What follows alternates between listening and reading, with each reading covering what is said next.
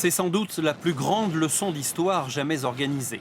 3000 soldats, des centaines de canons, ne serait-ce les 300 000 spectateurs, tout ressemble à ce matin de 1812, lorsque les troupes napoléoniennes franchirent le fleuve. Sous les uniformes des passionnés qui, pendant un an, ont préparé cette incroyable reconstitution, la même où les soldats de l'Empire bâtirent l'armée du Tsar. Cela fait plusieurs jours qu'ils sont arrivés. Leur camp est une reconstitution parfaite du bivouac des soldats de Napoléon.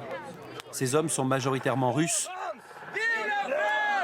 mais lorsqu'ils portent un toast, c'est en français.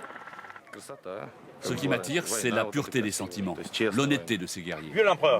Il y a en Russie un immense respect pour le courage des soldats de l'Empire. On ne parle pas ici d'ennemis, mais d'adversaires loyaux. Aussi loin que je m'en souvienne, sans autre raison, mon âme était avec les Français. En passant ces hommes en revue au soir de la bataille, Napoléon avait sans doute compris que cette victoire annonçait sa défaite. 30 000 hommes tués ou invalides. 2 mois plus tard, l'hiver russe et l'absence de ravitaillement auront raison des troupes françaises.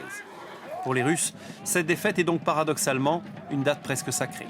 Il suffit de voir ce monde impressionnant qui montre à quel point les Russes sont attachés à l'histoire.